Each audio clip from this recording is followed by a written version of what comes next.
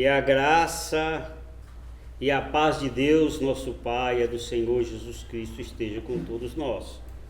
Que Deus nos abençoe. Mais um dia refletimos sobre a palavra de Deus. A Deus, o único sábio Deus, o Senhor Deus, por meio de Jesus Cristo, seja dada a glória pelo século dos séculos. Amém. Todo louvor, toda honra, toda glória seja dada a Deus. E tudo o que fizermos seja para a honra de Deus. Não é para a nossa honra, não era para a honra de igreja, nem de denominação, nem de alguma ideologia, mas para a honra de Deus. Que Deus seja louvado na pessoa de Jesus Cristo. Parabéns, aniversariantes, Jesus te abençoe. De muitos anos de vida você, que essa data se repita, né? Que você viva muitos anos. E no final estaremos orando para o seu pedido. Iremos ler um texto onde Jesus faz a comparação da população de Nínive, ninivitas, né?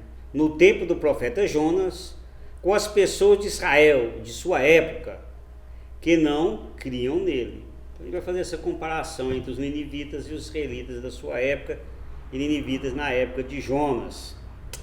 Lê para mim o texto. Os ninivitas ressurgirão no juízo com esta geração e a condenarão, porque se arrependeram com a pregação de Jonas. E eis que está aqui quem é o maior do que Jonas. Mateus 12, 41. Os fariseus diziam que Jesus fazia milagres por meio de Beelzebu, príncipe dos demônios, e ainda pediram um sinal para Jesus provar ser o Messias enviado por Deus Pai. Então, não criam em Jesus, ainda coloniaram. Jesus, para reprovar a falta de fé deles, cita os moradores de Nínive no tempo de Jonas. Em Mateus 12, 41, Jesus diz o seguinte, esse texto que foi lido. Eu vou fazer, esse texto contém muita informação e eu fiz uma tradução dele. A população da cidade de Nínive, capital da Síria, no tempo de Jonas, quando ressuscitarem nos últimos dias, Jesus quis dizer isso, nos últimos dias vão ressuscitar na segunda vinda dele. Os vivos, né? Tanto os salvos, os ímpios, como não. Ainda está lá em Jonas, livro de Jonas fala. E no julgamento final, que haverá um julgamento final para todos, irá julgar e condenar o povo judeu no tempo de Jesus por não crer em Jesus. Então os ninivitas irão julgar o povo judeu no julgamento final. Porque a população de Nínive creu na pregação de Jonas, um profeta estrangeiro. Depois a gente vai ver detalhadamente a história de Jonas, para a gente entender. Mas os judeus não creram em Jesus, vindo ele pessoalmente, sendo ele o Messias de Deus. Eles viram Jesus pessoalmente e não creram. Então eles iam condenar. Perguntamos, por que no juízo final a população de Nínive, no tempo de Jonas, irá condenar as pessoas que viram Jesus pessoalmente e não creram nele? Por quê? Jesus diz que condenará. Israel sendo julgado por Nínive. O tema nosso é Israel sendo julgado por Nínive. Vamos fazer a narração da história de Jonas, para a gente entender o que aconteceu com Jonas, para a gente ver essa comparação. Então, algumas informações a gente tem que estar correndo atrás de pedacinho em pedacinho, mas ela é importante. A gente pensa que não, mas é importante. A história de Jonas começa assim. Vamos ler lá em Jonas 1 e 2. Lê para mim. A palavra do Senhor veio a Jonas, filho de Amitai, com esta ordem: vá depressa à grande cidade de Nínive e pregue contra ela, porque a sua maldade subiu até a minha presença. Jonas 1, 1 e 2. Amém. A palavra veio, a palavra do Senhor veio a Jonas, filho de Amitai. Jonas significa uma pomba. Lembra de uma pomba aí? É Jonas. E seu pai, que significa verídico. O nome do pai de Jonas é mencionado para deixar claro, ou bem claro, ser ele o mensageiro e ninguém mais. Nós vamos ver que ele vai tentar não ser o mensageiro, mas Deus diz: Jonas, filhos de Amitai, é você que vai ter que ir em Nínive. Então, para dizer que ele era mesmo realmente o mensageiro. O Senhor Deus mandou Jonas levar uma mensagem à população de Nínive. A data, tudo é aproximado, né? O voz assustador, mas não foge muito disso, não. 862 a.C., há 140 anos antes da invasão dos assírios a Israel, há 722 a.C. Jonas odiava tanto o povo de Nínive. Ele foi 823 a.C. 140 anos depois, em 722, os assírios vão invadir o reino do norte de Israel. Era para ter motivo mais de ódio ainda. E eles vão fazer o seguinte: eles vão pegar os judeus de Israel, ali beirando Samaria, que é a capital do reino do norte, e vão mandar para outros países. E vão trazer as pessoas de outros países para Israel. Por isso que se criou os samaritanos. A origem dos samaritanos esteve aí. Os samaritanos eram uma mesclagem de judeu com estrangeiros. Jonas estava em Gat-Hefer. Eu estou pronunciando do jeito que escreve, não estou pronunciando a pronúncia em hebraico. Em Israel, quando o Senhor Deus mandou ele ir a Nínive. Essa informação não tem na Bíblia, os pesquisadores chegaram a essa conclusão. Gat-Hefer. Nínive era a capital da Assíria. Ficava a 800 quilômetros ou a 900 quilômetros do norte de Israel.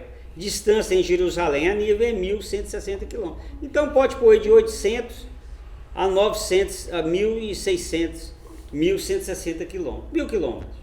600 a 1.000 quilômetros. Você já vai ver, a Nínive ela fica do lado direito do mapa. Fica lá em cima, no Irã. Então Nínive, para chegar até ela é por terra, não é por mar. A distância boa, né? Bom, essa é a missão dele. Mas Jonas vai para a direção oposta, para o porto de Jope. Jope é um bairro de Tel Aviv e hoje se chama Jaffa. Se você olhar na internet, você vai ver que Jaffa é muito moderno, cheio de prédio, mas na época não era. Então o que Jonas faz? Para ir para a direita, ele vai para a esquerda, no mapa, olhando o mapa. Ele vai para o porto de Jope. Por que ele vai para um porto onde tem mar? Porque Jope é uma cidade marítima. Tel Aviv é a capital de Israel. Hoje, alguns consideram Jerusalém, mas isso é outro caso. Aí ele vai para Jope, o bairro de Tel Aviv, a 90 quilômetros de Gat-Hefer.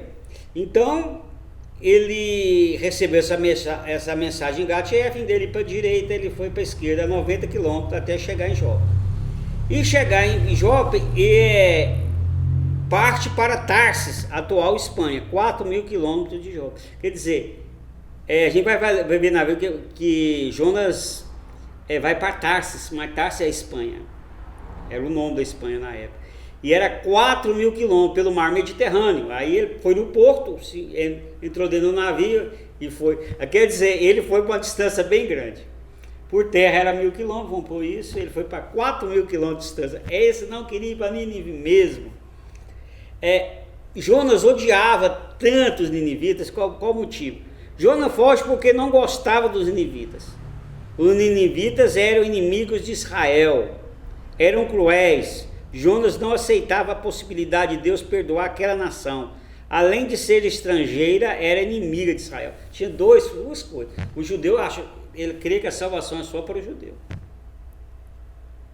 E onde se viu uma nação ímpia, estrangeira, receber a mensagem, receber perdão, ainda inimiga de Israel? A coisa que ele não conseguia entender. Ele falou: não vou cumprir essa ordem, não tem lógica. E ele parte para Tarsis, Espanha, 4.000 quilômetros. Ação do Senhor Deus. Jonas embarca em um navio do porto de Jope para Tarsis, a gente já falou, na Espanha. Por causa da desobediência de Jonas, houve uma grande tempestade e Jonas foi lançado no mar para acalmar a tempestade. Então lembrar da história, né? Fez um sorteio e saiu ele. Então o Senhor fez que um grande peixe engolisse Jonas. E ele ficou dentro do peixe quantos dias? Lembra? 3 dias e treinou. A gente fez uma pregação sobre isso, Jesus comparando o tempo que ele ia ficar morto e ressuscitar com Jonas agora, recente, dentro do ventre desse grande peixe. O Senhor Deus deu ordem para o peixe vomitar Jonas em terra firme, e assim aconteceu. Então Jonas foi vomitado na praia de Israel mesmo. Se for ver o mar Mediterrâneo ali, não é? E a gente vai ver que ele tentou fugir, Deus fez ele vomitar lá, rapaz, é aqui que você tem que partir. Há 2 possibilidades. Se ele foi vomitado em Jope, que é Tel Aviv, ou hoje não lembro o nome da cidade. Então, Jope. Ele ficava a 1000 quilômetros de Nínive. E se ele foi vomitado na Síria, lá em cima no mapa, que alguns estudiosos, inclusive eu mandei um mapa para a igreja, que fala que ele foi vomitado, só que lá dá 200 quilômetros, mas não dá. Na verdade são 600 quilômetros. Esses estudos é difícil porque os autores que fazem estudo variam as informações. Aí você tem que pegar uma informação geral. Então vai 600 quilômetros. Se for todo jeito é estrada de chão grande, distância, e ele foi. Então o Senhor dá uma segunda ordem a Jonas. A palavra do Senhor veio a Jonas pela segunda vez com esta ordem: vá à grande cidade de Nínive e pregue contra ela a mensagem que eu vou dar a você. E Jonas obedeceu a palavra do Senhor e foi para Nínive. Nínive era uma cidade muito grande. A Bíblia diz 120 mil pessoas. Vai estar lá em Jonas 4:11. Mas os estudiosos supõem-se que no tempo de Jonas, ao todo, seja 600 mil pessoas, 600 mil habitantes. Talvez a Bíblia tenha relacionado só homens ou só adultos conscientes, não mulher. Ao todo, criança, velho e tudo, os estudiosos dizem que era 600 mil pessoas. Demorava, sabe quantos dias para percorrer a cidade toda, avisando? 3 dias. Mas Jonas percorreu a cidade durante, sabe quantos dias? 1 dia. 1 dia. Ele nem percorreu a cidade toda. O pouco caso dele. Trazendo a seguinte mensagem que ele chegou. Lê para mim, Jonas 3:4. Jonas entrou na cidade e a percorreu durante 1 dia, proclamando: daqui a 40 dias Nínive será destruída. Jonas 3:4. Pois essa é a pregação dele. Era para correr a cidade toda em 3 dias. Ele podia chegar no palácio, falar com o rei. Ele não foi no palácio. Foi essa mensagem seca e curta. Não falou que era por causa, aqui não relata que ele falou que era por causa do pecado deles, nem nada. E 1 dia só. Essa foi a pregação de Jonas. E todos os ninivitas creram em Deus e se arrependeram. É muito interessante isso. Inclusive o rei, que ficou sabendo da mensagem de Jonas através de outras pessoas. Então a mensagem de 1 dia espalhou para 2 dias de viagem, rapidinho. Olha para você ver, quando Deus quer fazer uma coisa, é a vontade dele. Deus queria que Nínive fosse arrependido, fosse salva nessa época de Jonas. E espalhou inclusive o rei ficou sabendo da mensagem de Jonas através de outras pessoas. O rei determinou para todos jejuarem, ficarem sem comer, e cobrir-se com pano de saco, inclusive animais. Eles tinham esse hábito para mostrar que estava arrependido, cobria com pano de saco, cinzas. Era uma coisa da cultura da época. Deus viu o que eles fizeram e como abandonaram os seus maus caminhos. Deus viu. Qual foi a atitude de Deus? A atitude de Deus foi o seguinte, lê para mim. Jonas 3:10. Deus viu o que eles fizeram e como abandonaram os seus maus caminhos. Então Deus se arrependeu e não os destruiu como tinha ameaçado. Jonas 3:10. Aí está a história de Jonas, até o arrependimento. Tem mais um segmento aí, que é o capítulo 4, mas não vamos comentar. Então, a mensagem de Jonas ao povo ninivita foi uma mensagem pequena, não foi para todos. Foi um cara que pregou, mas na verdade ele queria que as pessoas fossem condenadas, mas eles creram. Vamos falar dos ninivitas. Eles, pagãos ignorantes e perversos. Irmãos, se vocês soubessem o tanto que os ninivitas eram maus, eram cruéis, eram terríveis. Se arrependeram quando ameaçados com julgamento temporal por um mero homem, Jonas. Julgamento temporal, morrer aqui na terra. Jesus falou do julgamento eterno, pior do que o daqui. Homens ímpios que nunca ouviram uma palavra de Deus verdadeira. Se arrependeram com a voz de uma pessoa desconhecida e estrangeira que os procurou e deu a mensagem. Alguém totalmente desinteressado. Pode ter certeza que não tinha eloquência nenhuma na palavra dele. Eram idólatras. Mas se arrependeram com a pregação de Jonas, um estrangeiro, um pobre. Pregou apenas um dia e nem sequer falou com o rei. E não realizou nenhum milagre entre eles para fazê-los acreditar nele. Nenhuma palavra de ensino que demonstrasse sabedoria, apenas disse: daqui a 40 dias Nínive será destruída. Só isso. Às vezes nós pensamos assim: meu Deus, será que uma eloquência maior? Será que você convencer o povo a interessar para as coisas de Deus e fazer isso tudo? É porque Nínive não precisou disso. Foi poucas palavras de Jonas e eles se arrependeram. Quando há uma disposição para o arrependimento, não precisa de muita conversa. Arrependa, porque Deus está agindo, o Espírito Santo. Romanos 10:20 diz o seguinte, Bruno. E Isaías diz ousadamente: fui achado por aqueles que não me procuravam. Revelei-me àqueles que não perguntavam por mim. Romanos 10:20. Então o que Isaías diz? Que foi achado por aqueles que não procuravam. Nínive não procurava a Deus. Não perguntava por Deus. E Deus foi até eles. E eles se arrependeram. Nós achamos que são muito bons, mas Deus pega aquele que é o pior que existe. Dos drogados, dos alcoólatras, do perverso, mau, cruel. E traz a salvação para ele. A nação de Israel no tempo de Jesus. Os judeus viram Jesus Cristo como os seus próprios olhos. Eles deveriam ter reconhecido Jesus como um mestre enviado do céu. Eles viram Jesus pessoalmente. Deveriam ter reconhecido Jesus como um mestre enviado do céu. O Messias e o prometido de Deus Pai. Autor da salvação. E também pelos milagres feitos e pela sabedoria dos seus ensinos. Mas se essa nação foi condenada por desprezar Cristo enquanto ele falava com eles na terra. Nação Israel foi desprezada, porque o próprio Deus,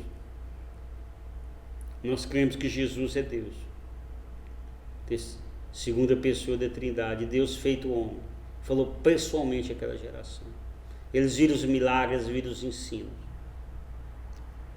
Este país, Israel, que é o santuário da doutrina celestial, não houve o Filho de Deus, nem o prometido Redentor. Às vezes a gente fala certas coisas e as pessoas pensam que a gente está deixando de se acreditar, mas é a realidade.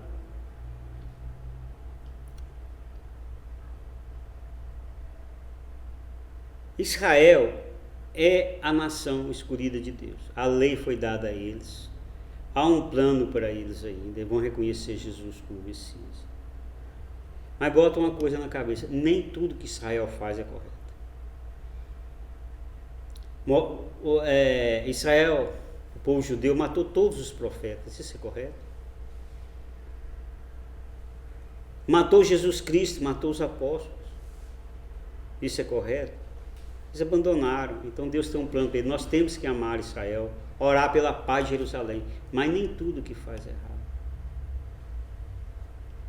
Jesus disse, lá em Velho Testamento diz assim: o sábio ignora a afronta. Fez uma afronta para você, ignora. Está no Velho Testamento. E Jesus disse para não ter briga: se der um tapa, vira o outro lado, que não há briga, vira o outro lado da face. O apóstolo Paulo diz: buscai a paz. Jesus é a nossa paz. Pagai o mal com o bem. Tudo são palavras que a Bíblia diz. E quando alguém faz um mal para você, você revida com o mal, isso só vai piorar. Isso só vai piorar. Essa foi a atitude deles. Lê para mim Romanos 10, 21. Mas a respeito de Israel, Isaías diz: o tempo todo estendia as mãos a um povo desobediente e rebelde. Romanos 10, 21. Amém. Muito bom, muito bom. Quando eu ponho essa, como chama esse, é chave, como chama isso aí? Que está em Isaías assim em volta. Colchete. Nesse colchete, né? É o colchete? Acho que é. Tem colchete, chave. Vamos pôr colchete, né? A gente esquece disso. É porque complementa o texto. No texto não está isso, mas para facilitar a gente põe, não muda nada. E a gente lê na hora que lê, igual a Fernanda fez aqui. Só quando tem entre parênteses aí a gente não lê, que não é para ler, mas assim lê, muito bom a leitura. Então o que Isaías diz? O tempo todo estendia as mãos a um povo desobediente e rebelde. Isaías 10, 21. Gente, olha que privilégio. Jesus Cristo veio para a nação de Israel, a nação escolhida, que recebeu toda a lei, todo o sacrifício, toda a providência dos profetas. Não tem jeito, a gente ama que é a nação. Eu vejo Israel quase todo dia, pela televisão. Ali está a história da Bíblia toda. E Jesus veio pessoalmente, não foi em outro país, outro lugar, foi para Israel. Ele andou ali em Jerusalém. A gente está ali o portal, quando ele entrou ali, a porta de ouro, quando ele entrou na última semana dele. Então foi magnífico Jesus ali. As histórias dos profetas, está tudo ali. E eles não creram em Jesus.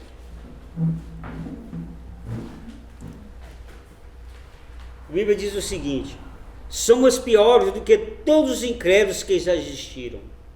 Se o Filho de Deus, agora que ele habita no santuário do céu, e se dirige a nós com uma voz celestial, não nos leva a obedecer.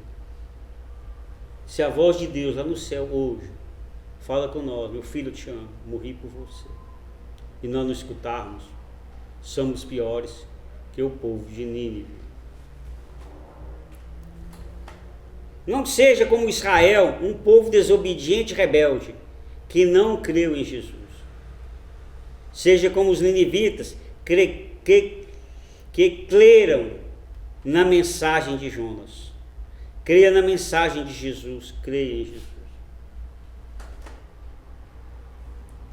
Os ninivitas creram numa mensagem de alguém que os odiava, de alguém que fez pouco caso de estar lá. E Jesus está hoje estendendo a mão a você. Eu falo isso a você que não conhece a Cristo, a você que conhece a Cristo e não leva a sério. Ele existe. Ele existe.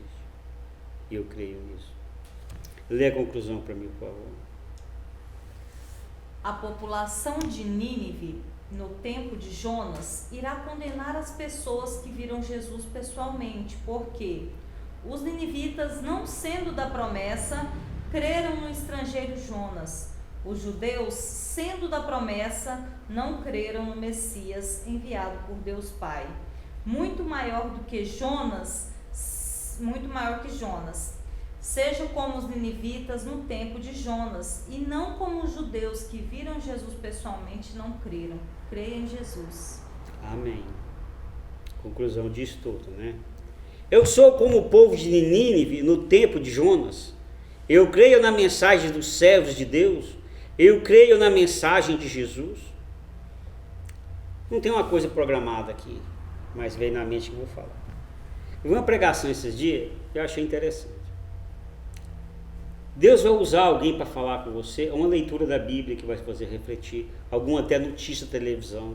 Ele vai escolher uma pessoa. Ele não vai mandar. Pode ser que ele mande em sonho, como foi com José, e falou. Não é? Deus falou em sonho com Salomão, que é a próxima mensagem do Novo Testamento.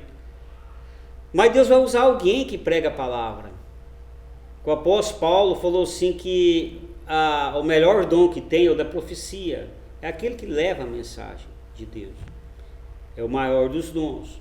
Então, se Deus está te falando e a palavra é de Deus, não é minha. Eu estou sendo apenas o atalaia. A gente gostava muito de usar essa palavra, atalaia, né? Tinha até um livro que chamava Atalaia, né? O atalaia é aquele que anuncia a mensagem, que recebe. A mensagem não é dele. Que você reflita, que não seja como Jonas, fala e entra para o ouvido. Não seja como os judeus no tempo de Jesus, entrava aqui e saía aqui. Mas que a gente seja como os ninivitas no tempo de Jonas. Vamos falar a oração repetida?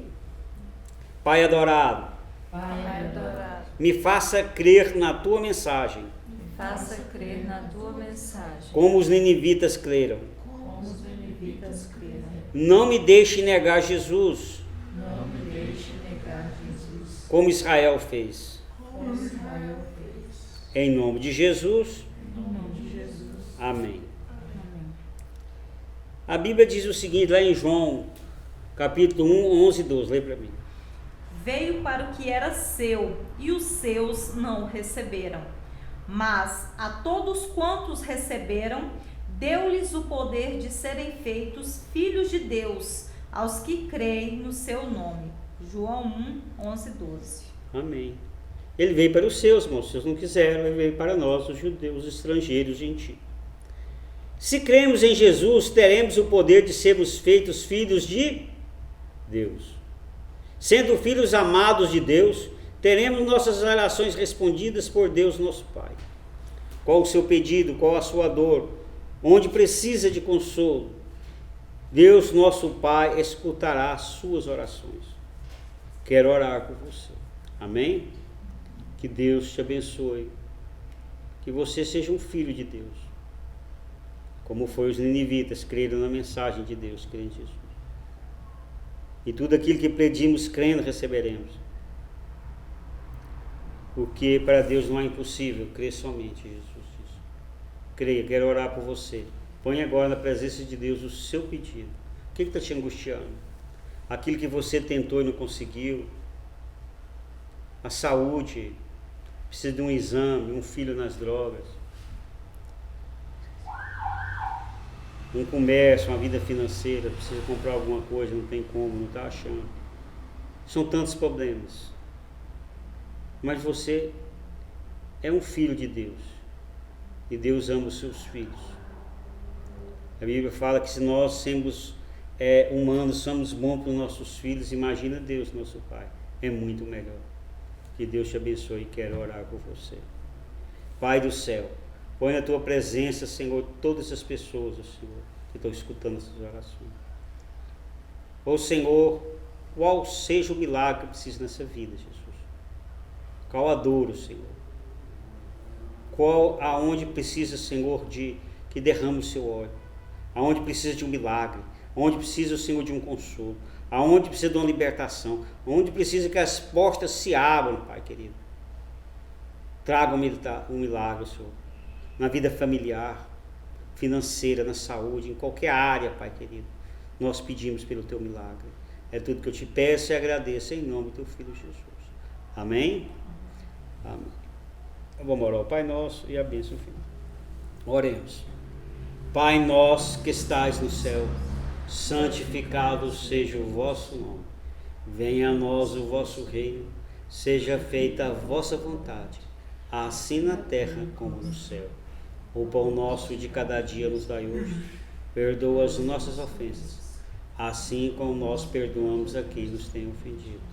E não nos deixeis cair em tentação, mas livrai-nos do mal, porque vosso é o reino, o poder e a glória para sempre. Amém.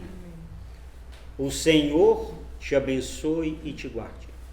O Senhor faça resplandecer o seu rosto sobre ti e tenha misericórdia de ti. O Senhor sobre ti levante o teu rosto e te dê a paz, e até a próxima, em nome de Jesus. Jesus te abençoe. Fique com Deus.